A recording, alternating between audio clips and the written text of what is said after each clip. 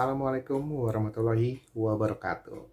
Ketemu lagi my friend dengan saya Andrew. Kita kali ini akan membahas dan mengulik tentang investasi yang lagi hits-hitsnya di masa pandemi ini, yaitu emas. Oke, siapa di sini yang punya emas? Ya kan? Pasti banyak nih yang punya emas di sini.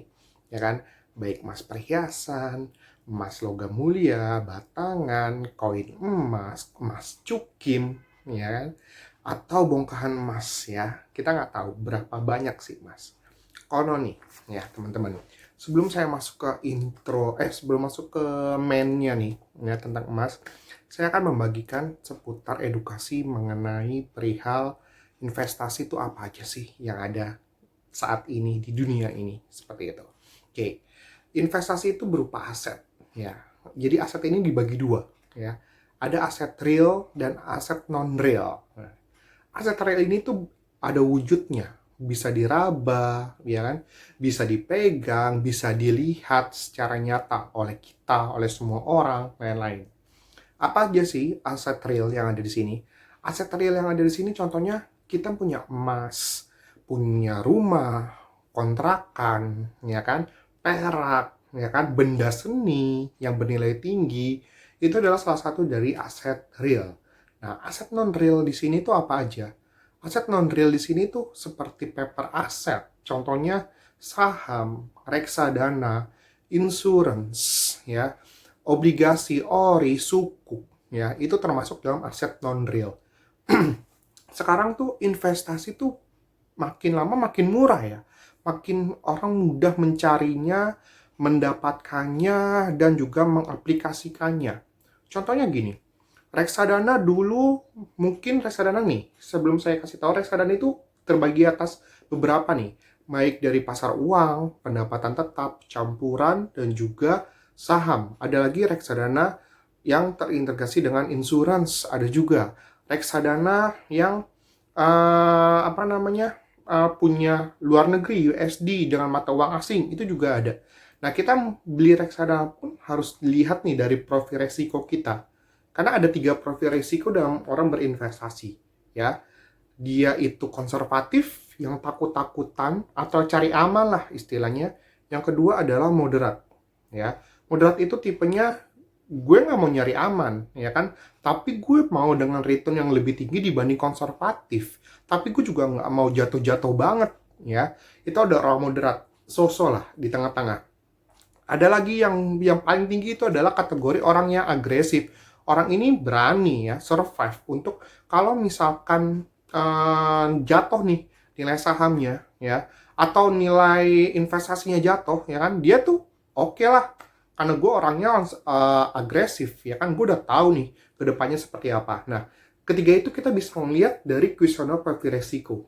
Seperti itu. Banyak kok di Google. Teman-teman bisa search, ya. Di Google tuh banyak tentang kuesioner profil resiko. Kalau teman-teman buka reksadana di bank, ya, atau di sekuritas, ya, atau buka saham, itu pasti suruh ngisi tentang kuesioner profil resiko teman-teman seperti apa. Nah, sekarang kita akan bahas tentang emas nih.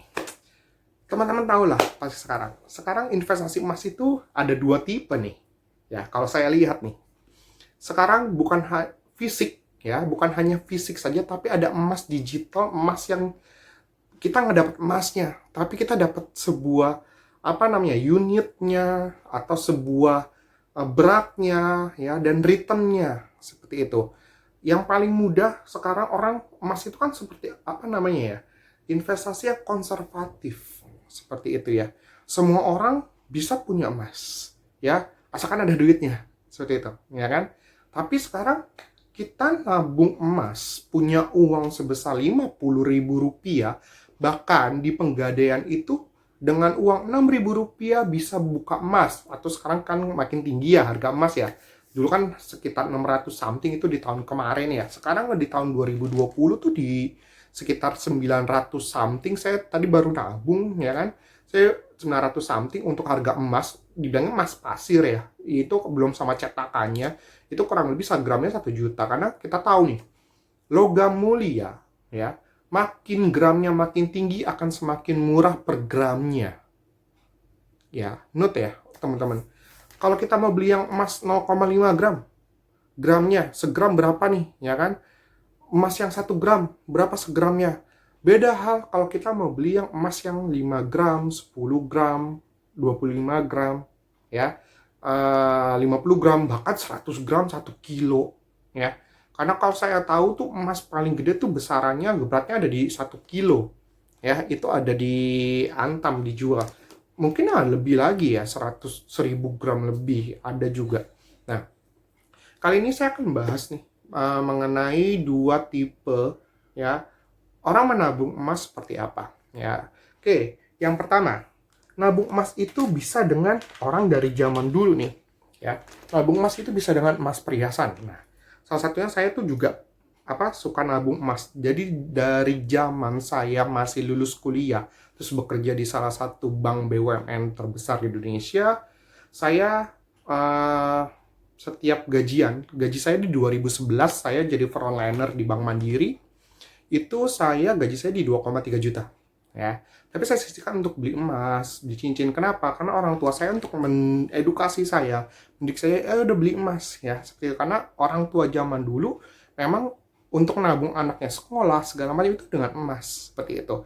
Nah, saya ada beberapa, ini saya lagi di kos, ya, tapi beberapa instrumen yang saya punya, emas perhiasan apa, saya taruhnya di safe deposit box SDB karena lebih aman untuk anak kos, seperti itu. Nah, ini ada yang baru saya beli, ya. Saya beli di UBS, salah satu perusahaan emas, ya, lokal punya Indonesia. Itu pusatnya ada di Surabaya. Dia bukan hanya jual emas perhiasan saja, tapi dia jual juga dengan emas logam mulia, seperti itu. Ini ada cincin, teman-teman nih kalau lihat. Oke, ada cincin ya. Ada 3, saya punya 3 cincin. Oke. Nah, gramnya ini, saya kalau punya uang dikit, 1 juta, ya kan, 500.000. Kalau 500.000 ke bawah tuh biasanya saya masukin ke tabungan emas. Seperti itu. Tapi kalau udah 500.000 ke atas, atau lagi malas deh bawa tabung emas, tapi kalau misalkan lagi rajin-rajinnya nih ya, saya beli aja nih 600.000, ada uang nganggur nih, 600.000 uang idle lah, ya kan.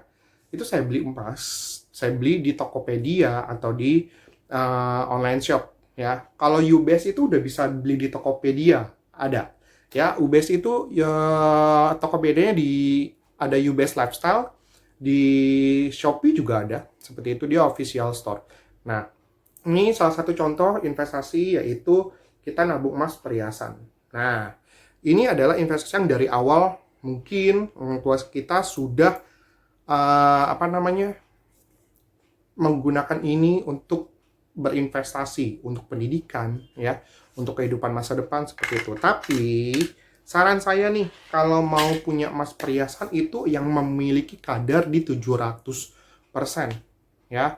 Atau kalau di UBS itu ada yang UBS itu minimum 750%, ya, untuk yang berinvestasi. Tapi ada juga sih yang di bawah dari 700%. Kayak emas kadarnya 375%, ya kan. Terus 420% itu ada. Tapi saran saya nih ya, karena saya pernah tanya di Penggadaian, yang bisa digadai itu emas berapa sih?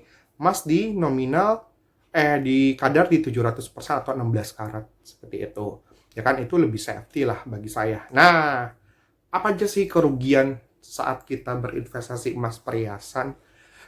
Kerugiannya adalah saat kita menjual itu mungkin akan dipotong biaya lagi, seperti itu, ya kan. Atau ada beberapa contoh, saya beli UBS. Nah, UBS ini kan dari mana nih? Surabaya, ya. Saya mau jual nih di toko perhiasan di daerah Jakarta Selatan, contoh di Mampang, ya kan. Mungkin saja akan dijatuhkan harganya, seperti itu. Kenapa? Karena mungkin sebagian besar kalau saya tanya ya, ada beberapa blogger-blogger juga yang ada di YouTube juga pernah bilang kalau emas perhiasan ini mungkin sebagai komoditas instrumen investasi yang dibilang cukup untuk dipunya saja atau cukup untuk menjadi sebagai perhiasan, dipamerkan istilahnya, untuk berhias, kalau mau ke kondangan segala macam. Tapi kalau untuk mengumpulkan banyak segala macam, saran saya sih bukan di emas perhiasan, ya. tapi di logam mulia. Nah, yang kedua adalah investasi logam mulia. Logam mulia, saya memiliki beberapa logam mulia. Nah, yang ada di tempat saya ini yang belum saya taruh di SDB karena saya baru beli, saya baru banget beli. Kemarin lagi tengah bulan ya, lagi cekak-cekaknya nih ya. Kalau sebagai karyawan, cekak-cekaknya ini tanggal tua ya, tanggal tua. Ada uang nganggur nih 1 juta something ya kan. 1 juta hampir 2 juta lah. Ya udahlah, saya kemarin ke Margo City Depok ada pameran Antam ya, karena kan kalau di pameran Antam pasti harga pabrik ya. Beda hal kalau teman-teman beli di toko ya kan, atau di anak perusahaannya Antam yaitu butik Antam ya kan, itu kan mengikuti harga daerah masing-masing. Nah, saya di sini kemarin beli 2 emas yang press certified ya, itu yang 1 gram, tapi saya pecah menjadi 0,05 per piece ya, bisa dilihat nih teman-teman. Oke, 0,05 piece. Oke. Nah, belakangnya seperti ini. Ini adalah kemasan baru. Kalau kemasan Rama itu saya ada, nanti deh saya kasih tahu. Itu yang retro. Nah, retro di sini ada 2 nih. Nah, saya lihat ada yang bentuknya begini, ada yang bentuknya begini, ada yang horizontal maupun ada yang vertikal seperti itu. Nah, terus tiba-tiba si Mbak kasihnya bilang, Mas, ya kan kita juga ada seri gift. Saya penasaran, seri gift itu kan seri yang biasa kita kasih kalau untuk ada acara orang, ya kan, sebagai hadiah orang. Ini ada, saya beli juga 0,5 gram, ya, bisa dilihat. Ini ada beberapa, tapi saya cari yang ini. Oke. Ya, nah ini ada keterangannya di belakang berapa gramnya. Oke, ini dari Antam juga. Nah, ini saya beli kemarin harga pabrik itu di 573. Itu jadi kalau teman-teman gini, kalau saya kasih tahu, di Antam itu kalau teman-teman beli di Antam ya, di kantor pusat Antam TBC Matupang atau Pulau Gadung, itu teman-teman nanti belinya itu ada 2 cara ya. Jadi teman-teman yang memiliki MPWP dan yang teman-teman tidak memiliki MPWP. Yang memiliki MPWP itu nanti akan ada presentasinya, itu nanti saya akan kirim di teks box di bawah, di komen. Ya kan saya agak-agak lupa 0, berapa, 0,45 dan 0,99 kalau nggak salah ya, teman-teman. Seperti itu.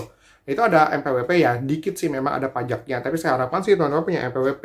Seperti itu. Berpengaruh nggak sih kepada nanti wajib pajak kita dan lain-lain? Oh enggak, saya pernah nanya ya, waktu saya ke butik Antam di Sarina, sekarang Sarina udah nggak ada, jadi pindah ke Rovindo, itu nggak berpengaruh sama sekali gitu ya kan.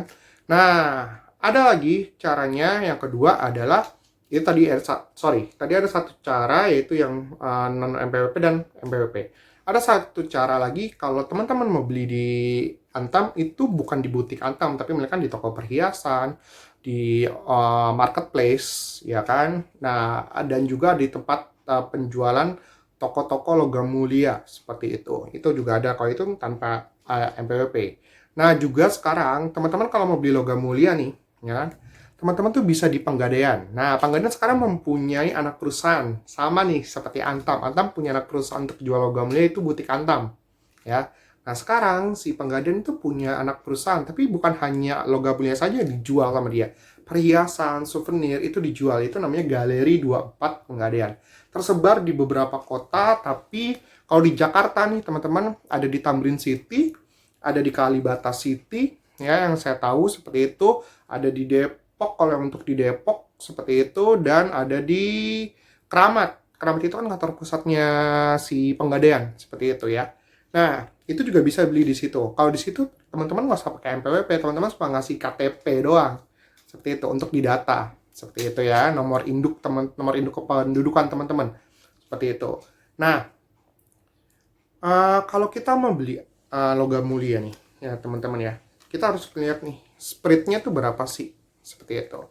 Karena kalau saya lihat di sini, itu sekarang pasar-pasar logam mulia untuk menjual logam mulia itu makin banyak, ya.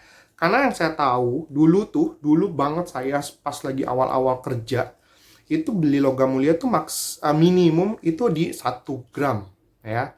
Tapi sekarang beralih fungsi menjadi, bukan beralih fungsi sih, tapi bervariasi ya menjadi 0,5 gram. Nah, sekarang tuh banyak yang jual emas-emas yang di mini gold atau emas-emas mini ya, itu mulai dari 0,025 gram itu bisa ya kan. Jadi teman-teman tuh banyak banget agent-agentnya ya, seperti emas mini ya kan. Banyak lah teman-teman bisa beli di marketplace juga ya kan. Tapi saya sih pernah beli dan udah saya jual lagi ke teman saya. Saya sih lebih tertarik benar-benar emas sudah ada di beberapa produsen. Nah ya, jadi saya tuh beli emas itu ada di Galeri 24 juga. Nih, yang saya punya adalah Antam udah pasti. Ya, Antam udah pasti. UBS ya, UBS Untung Bersama Sejahtera saya punya, dan saya sekarang lagi melihat tentang Lotus Archie. Ya, Lotus Archie itu 1 gram ya, 1 gram yang saya punya itu merah putih ya. Nanti deh saya buka SDB saya. Kalau ke SDB nanti kita buat video selanjutnya, saya perkenalkan beberapa produk gitu. Tapi itu bisa dibeli di Galeri 24 Pegadaian dan atau di websitenya Lotus Archie sendiri, seperti itu. Jadi banyak sekarang produsen-produsennya. Bahkan saya tuh sampai kemarin teman saya bilang, oh teman saya kerja di salah satu di perusahaan ya di daerah Sudirman, oh Sampurna juga punya ya kan. Nah, ternyata Sampurna sendiri pun juga sudah mengeluarkan logam mulia seperti itu. Bahkan Pegadaian pun itu memiliki logam mulia sendiri, walaupun ya itu dibuatnya atas lisensi dari UBS. Seperti itu, tapi namanya adalah logam mulia Galeri 24 Pegadaian. Ya, saya kemarin beli juga, udah saya masukin STB itu yang 0,5 gram. Jadi tiap gramnya itu warnanya beda-beda. Nah, beda hal sama nih retro. Apa namanya nih? CTI ya. Mau yang 0,5 gram, mau sampai yang 100 gram ya. Karena yang kayak gini sampai yang 100 gram itu press seperti ini ya. Nah, perlu diketahui, kemarin saya beli kok tiba-tiba sekarang tuh yang di 2020 ada lambang ini nih, warna merah ya kan. Dulu tuh nggak ada, gini doang ya, seperti itu. Ternyata ini adalah tentang perusahaannya sendiri ya, perusahaan tambangnya sendiri, seperti itu nggak berpengaruh. Nah, ini baru banget teman-teman ya. Jadi teman gini, kalau kemasan ini digunting atau rusak, ini akan mempengaruhi nilai dari nilai dari belinya, jual teman-teman ya, atau beli buyback lah ya. Karena akan gramnya itu 5.000 perak ya kalau nggak salah, seperti itu. Nah, tapi kalau teman-teman baru beli dan ini masih baru, itu ada ini nih. Nah, sekarang ini masih baru, nih saya mau buka nih. Ada plastiknya. Tuh. Kalau ini dibuka itu nggak masalah. Ini seperti cover, pelindung aja. Ya, seperti itu. Tapi kalau ininya, teman-teman rusak, saya mau yang megang nih. Mau pegang emasnya. Ya, itu enggak. Ya, itu saya sarankan tidak, karena akan mempengaruhi dari nilai buybacknya sendiri nantinya, seperti itu. Sama halnya dengan yang seri gift seperti ini. Gitu, teman-teman. Nah, kalau yang seri gift, teman-teman nanti dapat ininya nih, amplopnya. Tuh. Ya, bisa untuk kasih ya kan. Kemarin saya mau beli 2, cuma belum gajian ya kan. Uang idolnya cuma ada sekitar 1,7-an ya kan. Jadi udahlah saya beli 3 aja nih, seperti ini. Nah, itu adalah cara investasi emas secara fisik teman-teman ya. Jadi selain logam mulia, persen juga ada emas, namanya emas yang benar-benar ibaratnya emas yang murni asli dari bongkahan, itu namanya emas cukim ya, seperti itu. Dan mungkin saya belum punya dan saya belum berani juga untuk investasi seperti itu. Kalau di kategori profil resiko, saya mungkin ada di agresif yang ke moderat-moderatan. Nah, seperti itu ya. Nah, yang kedua adalah investasi emas yang tidak secara fisik, yaitu emas secara digital ya. Banyak hal ya, banyak cara sekarang kita berinvestasi emas ya. Saya takut nih karena anak kosan, saya takut nih karena rumah saya rawan akan kejahatan. Saya mau investasi emas. Banyak, salah satunya adalah tabungan emas Pegadaian. Saya punya 2 ya. Kenapa saya punya 2? Saya tuh udah dari dulu punya ini, tapi yang pertama itu warnanya putih, pertama kali muncul. Saya bikin tuh ya. Itu ada di kantor bukunya ya kan, ada di kantor. Itu udah lumayan sih, kalau setiap ada bonus tahunan atau THR saya sisihkan berapa, taruh di situ. Tapi kalau yang untuk ini saya baru buat banget kemarin di tanggal 16 ya. Ini saya baru buat banget di tanggal 16 kemarin nih, kalau teman-teman lihat ya. Ini baru banget tanggal 16 kemarin di Blok M ya. Hampir semua penggadaian itu bisa ya. Penggadaian juga ada dua ya teman-teman ya, ada penggadaian syariah dan penggadaian konvensional. Saya sih lebih prefer teman-teman di penggadaian konvensional seperti itu, karena kalau mau itu lebih gampang seperti itu ya. Oke, ini saya lihat di sini ya kan, nabungnya itu, nah saya kasih saran nih, nabung di sini itu bukanya bisa ada dua cara. Teman-teman bisa melalui aplikasinya, yaitu lewat namanya PDS ya, Penggadaian Digital Service, atau teman-teman bisa langsung datang ke outletnya masing-masing seperti itu ya kan. Kalau teman-teman kalau mau ke outletnya langsung, siapkan uang aja sekitar Rp100.000, karena nanti akan ada biaya adminnya sebesar Rp30.000 per tahun, langsung dipotong di awal seperti itu ya. Nah sisanya teman-teman akan di-convert menjadi unit emas seperti itu, gramnya berapa. Tapi kalau di lewat PDS, teman-teman, kemarin tuh saya dapat promo ya. Saya dapat promo diskon Rp10.000 dan tidak ada biaya tahunan dipotong di awal. Nanti mungkin akan di akhir dipotongnya. Seperti itu ya, pas saya udah 1 tahun mengikuti ini ya. Karena kalau dulu yang saya buat itu belum ada aplikasi PDS-nya. Jadi kemarin kita harus bayar ke outlet gitu ya. Nah sekarang tuh teman-teman nggak perlu ke outlet ya. Ke outlet cuma untuk cetak buku aja mungkin seperti itu ya. Nah ini harga emas kemarin saya baru buka tanggal 16 bulan 10 ya 2020 di Blok M, UPC Blok M itu dengan harga di 9.560 per 0,1 gram ya. Per 0,01 gram ya. Jadi kalau per 1 gramnya itu berarti di Rp956.000. Ini harganya, ini harga belum net. Kenapa saya bilang belum net? Karena teman-teman kalau mau mencairkan ini ya, jadi teman-teman bisa nabung di emas Penggadaian ini ada dua cara nih. Cara mencairkannya. Ada teman-teman mencetak emasnya langsung lama. Nah, saya bilang lama ya, sebulan ya, sebulanan, tergantung sih. Tapi saya waktu itu pernah cetak sebulanan. Ada teman-teman cuma mengambil returnnya saja ya, ibarat seperti nabung biasa. Kalau gue butuh uang ya kan, ya udah gue cairin ya. Cairinnya juga ada dua cara, baik bisa di aplikasi PDS-nya atau teman-teman ke outlet seperti itu ya.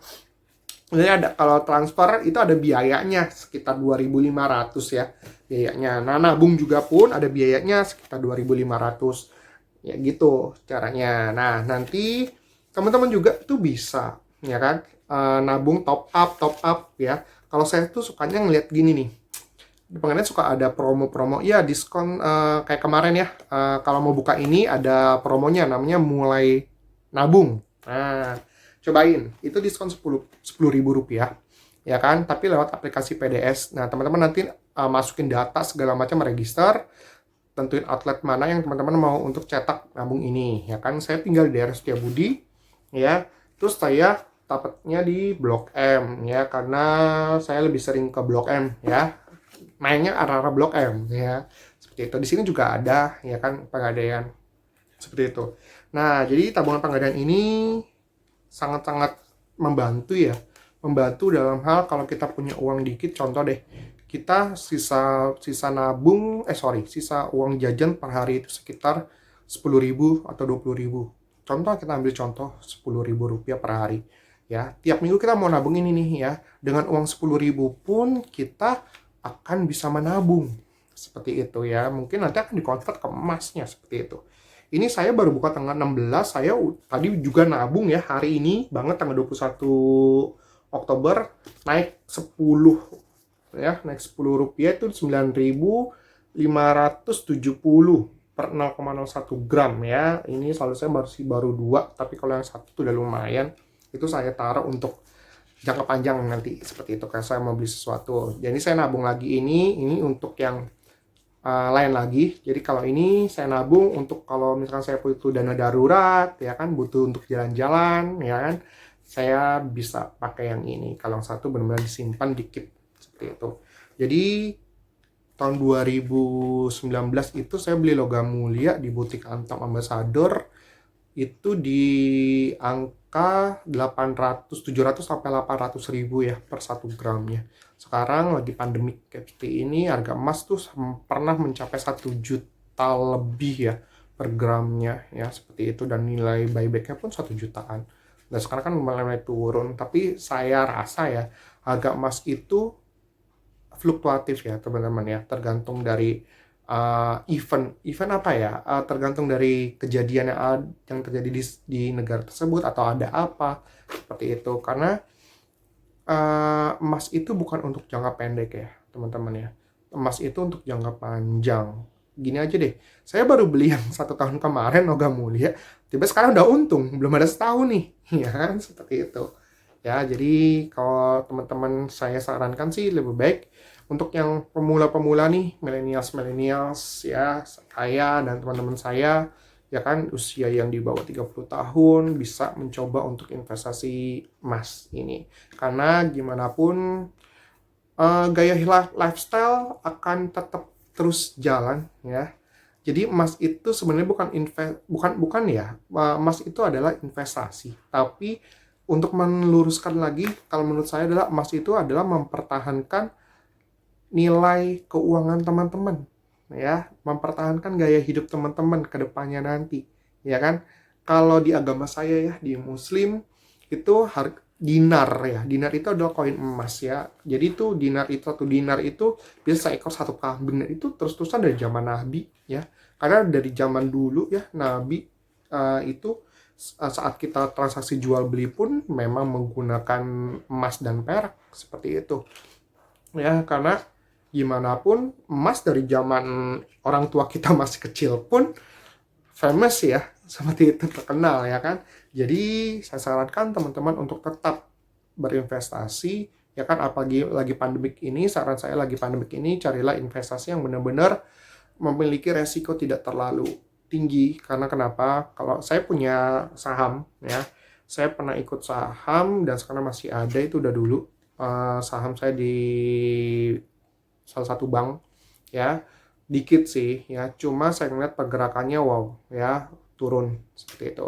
Reksadana saya juga pun di Schroder seperti itu juga, untuk kenaikannya no ya, bahkan jauh lebih banding emas, ini naiknya wow ya, seperti itu.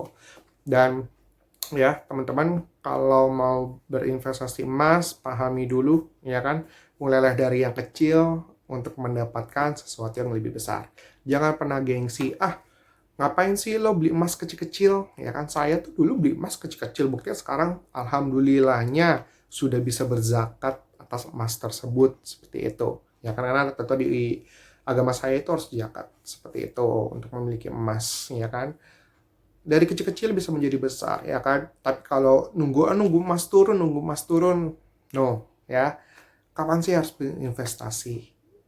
Kapan? Detik ini juga seperti itu. Karena gimana pun investasi untuk jangka panjang. Kalau mau jangka pendek ya teman-teman nggak usah berinvestasi, teman-teman nabung aja. Dan kita ngelihat nilai 10 juta tahun 2011 dengan 10 juta di 2020 beda ya, dari value-nya seperti apa. Angkanya sama, tapi value 10 juta dulu wow bisa beli ini, sekarang 10 juta sebulan mungkin nggak habis untuk gaya hidup di Jakarta ya. Apalagi anak-anak ya, yang saya lihat teman-teman tuh ya lebih baik nongkrong segala macam dengan kehidupan lifestyle segala macam. Jadi investasilah sekarang, di detik ini juga emas akan tetap terus bersinar dan kimal. Thank you atas attention-nya. Nanti kita lanjut lagi di video selanjutnya. Selamat pagi, selamat siang, selamat sore, dan selamat malam. Salam Andrew.